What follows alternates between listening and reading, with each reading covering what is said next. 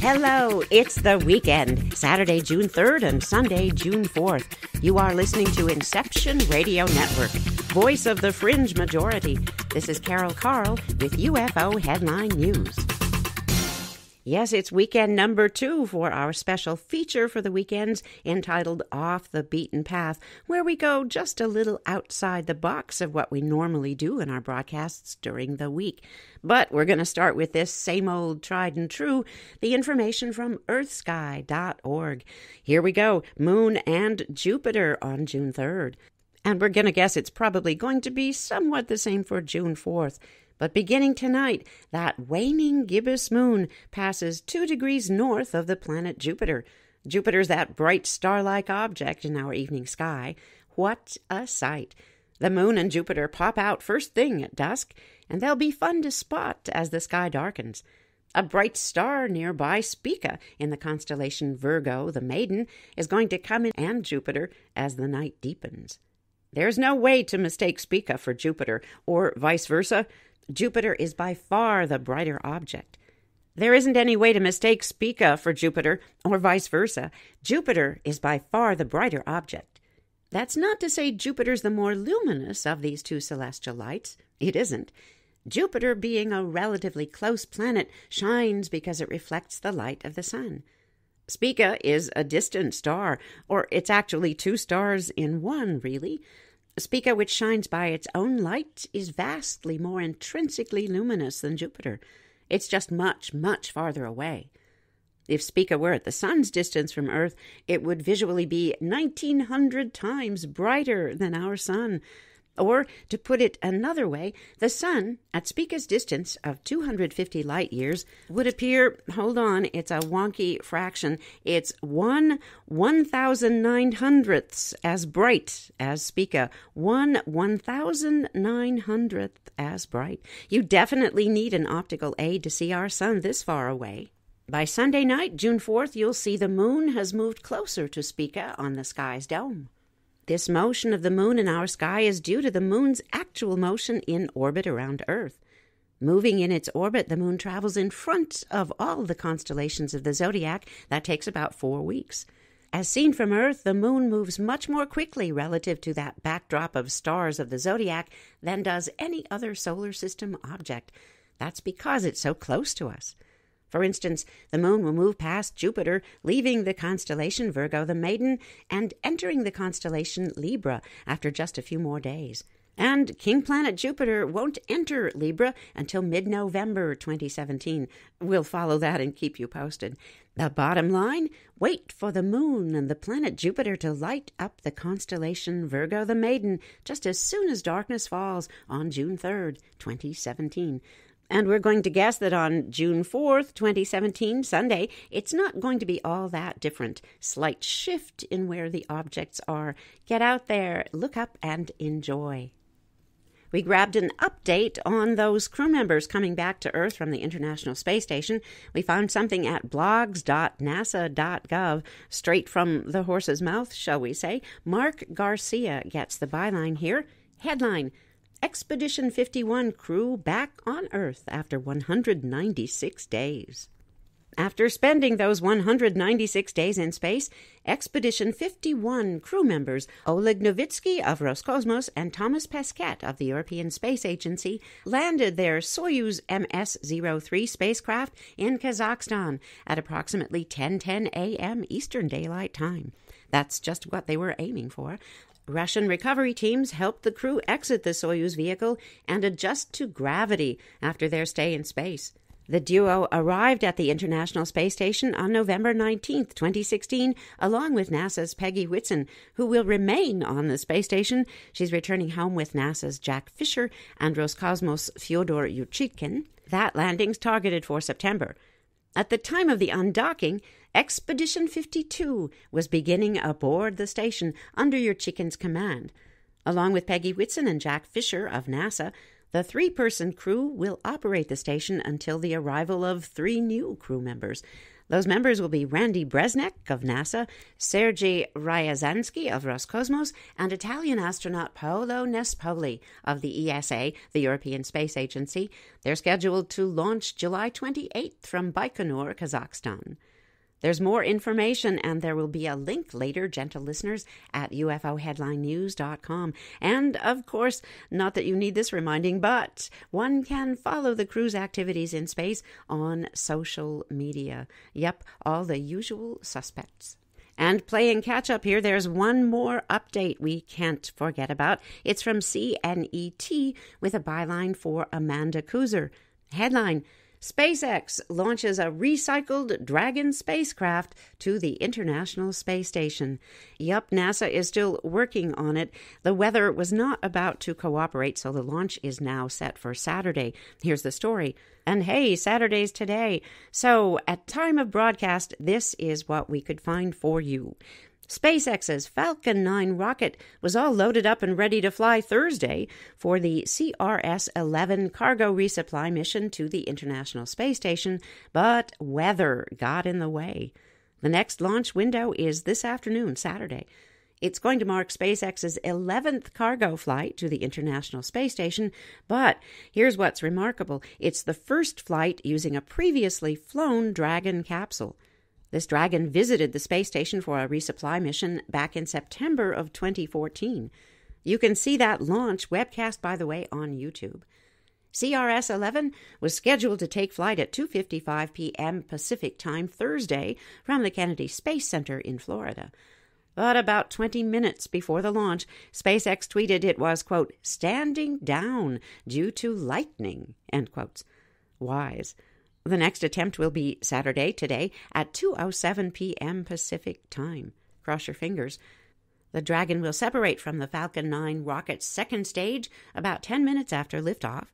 SpaceX will attempt to land that first stage of the Falcon 9 back at Cape Canaveral Air Force Station. Elon Musk's space company has already successfully recycled and relaunched a Falcon 9 rocket. So, if all goes as planned, that refurbished Dragon will dock with the station just a few days later, delivering a 6,000-pound, 2,720-kilogram payload to those waiting astronauts.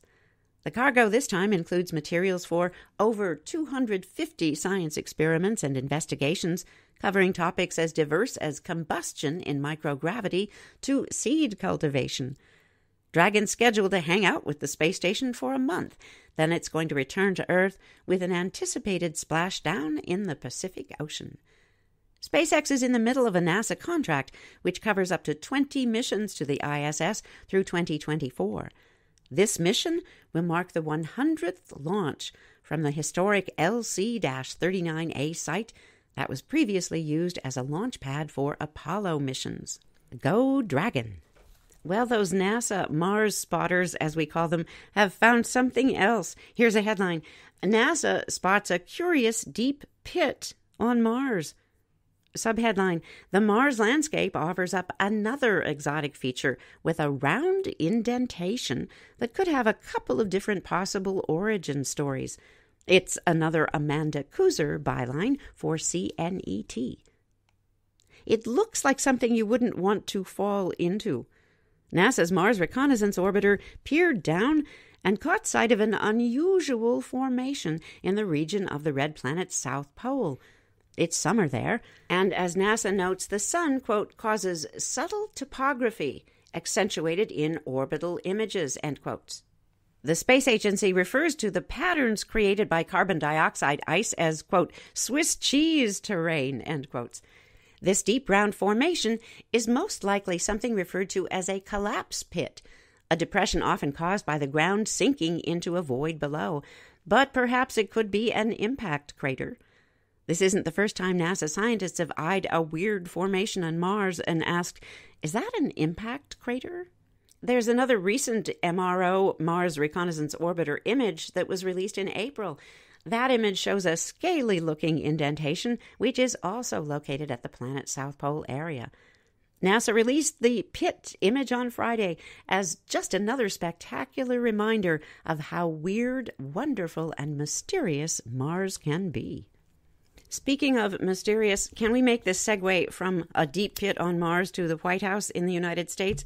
You bet we can, and here we go. Headline: Mystery of the flickering red lights in the White House grips the internet. We grabbed the Gizmodo version of this story. There doesn't seem to be a byline, but we're going to read it anyway. Internet-fueled conspiracy theories have plagued United States politics over the last year and made voters on both sides of the aisle appear to be reactionary maniacs. But conspiracy theories can also be fun. And the entirely benign saga of red lights flashing in the windows of the second-floor residence of the White House is just about as fun as these things get. A live stream of the White House went viral last week in certain corners of the internet when strange red lights were seen strobing in the windows for almost 17 minutes. Yes, the windows of the White House. White House spokespeople and the Secret Service offered no comment on the cause of the phenomenon, so the internet did what it does and served up some wild speculation. No one seemed to nail a really good joke about the situation, but the general strangeness of the situation itself was more than enough. The most ubiquitous theory was that it had something to do with Russia because of the color red. Others joked that Trump was blowing off some steam with a club night. Or maybe that red orb came from Saudi Arabia and was brought home by the administration. And don't forget those dark occult rituals, that's certainly a possibility. In fact, there's a movie. It was filmed in 1977. It's called Red Light in the White House. This journalist says, could this offer any clues? So this broadcaster made a trek over to the IMDb, that Internet Movie Database, and found Red Light in the White House. Interestingly enough, one of the people involved in that production is none other than Mimi Leder, Leder. She's definitely involved in strangeness. One of the things she produces at the moment is a series called The Leftovers, available on cable. Definitely science fiction, but that's a digression because there isn't any direct connection between that film and this event. But then InfoWars, that website, told everybody they were being unreasonable and called their reactions nut job reactions. The favorite hypothesis of this journalist is by far that Trump was being treated with light therapy for his dementia. But none of those scenarios are likely to be true. The most reasonable explanation has been that we're simply seeing the reflection of a nearby emergency vehicle's lights in the window. Somebody threw up some video evidence, an ambulance in Washington, D.C., the real thing, and used that as comparison to suss out what this light was. End of story. But wait. An emergency vehicle with flashing red lights parked in front of the White House for 17 minutes? With no explanation? No word? Was it simply a sliced-off finger in the kitchen? It's interesting that this has gotten no comment, so perhaps we're just going to have to say, it's just us. Move along, folks. Nothing to see here. But there's something to see here from Fox News, of all places, .com, with a byline for Kate Siemens. Here's a headline. In an unexplored abyss, faceless fish swim. From the White House to an unexplored abyss. We can do that.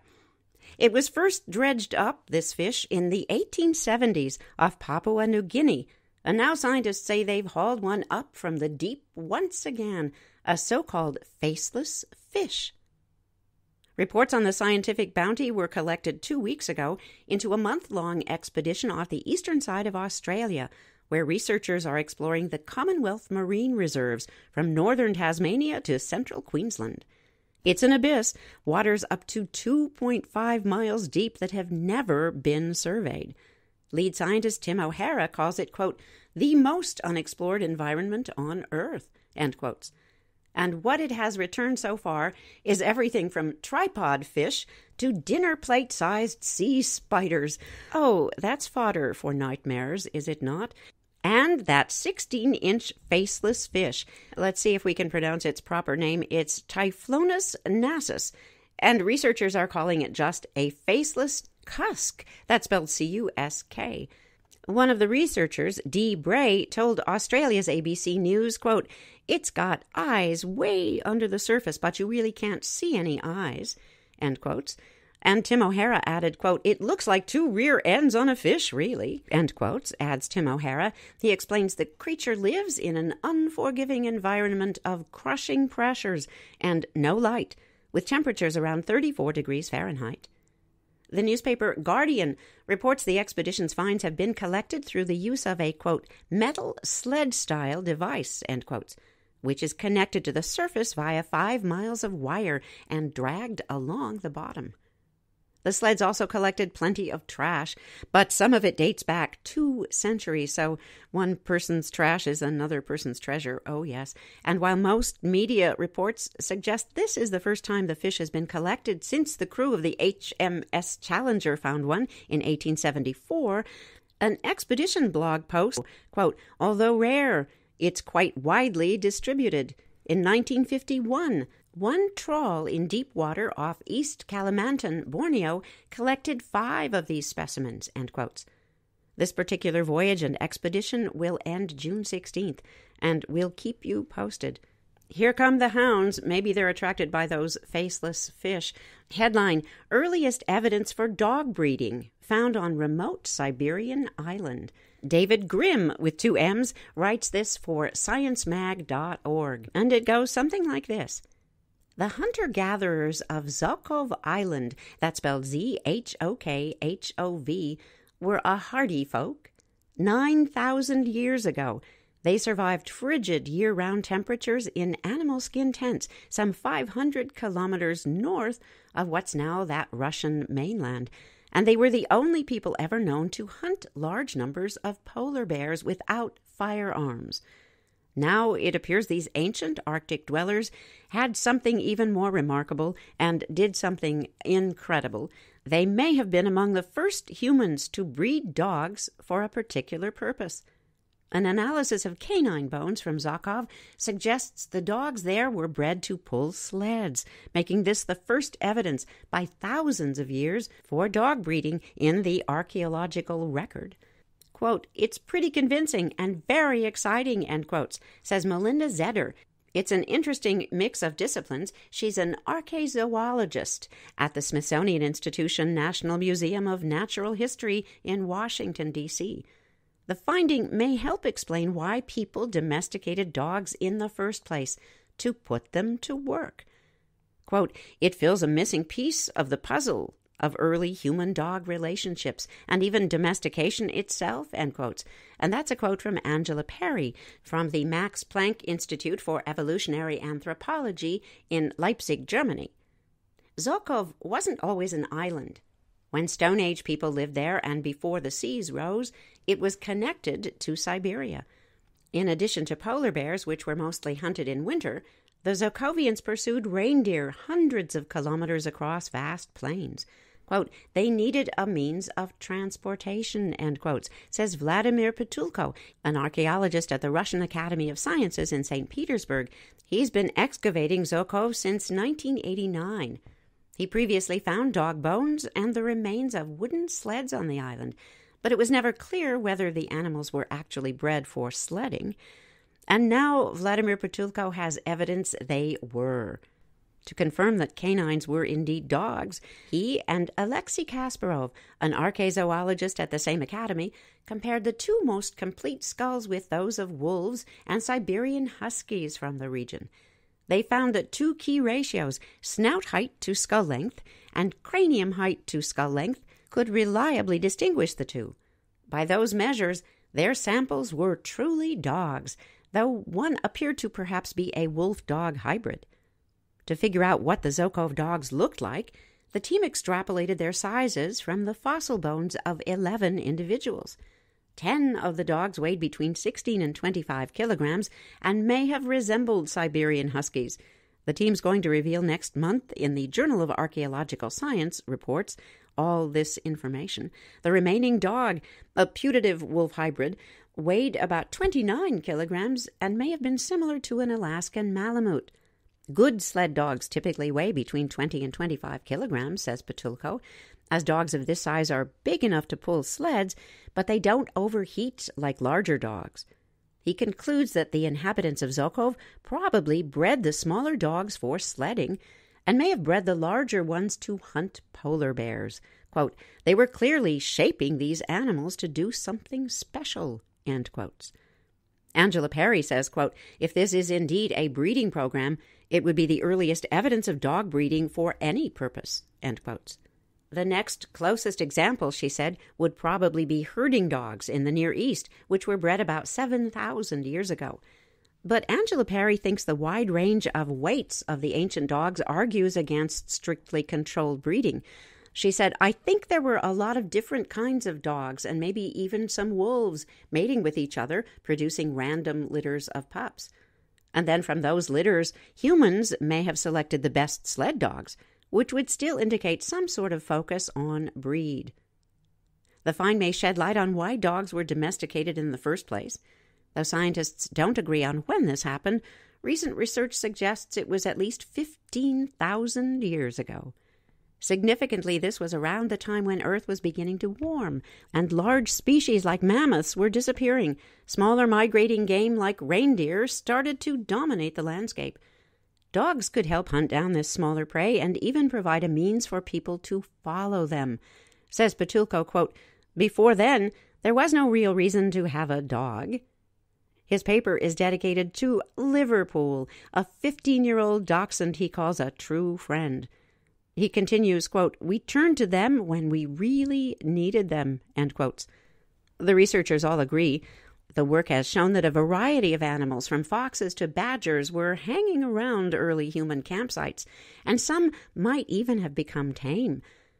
Said Zetter, quote, "The reason we don't have pet foxes today is that we never found a use for them. Starting a two-way street with dogs and shaping them into animals we needed, that was the real domestication," end quotes. There's another study that was published last year. It concluded that dogs may have been domesticated in both Europe and East Asia. And this new work doesn't necessarily change or challenge that idea, although it does suggest that early dogs may have played an important role in the Arctic as well.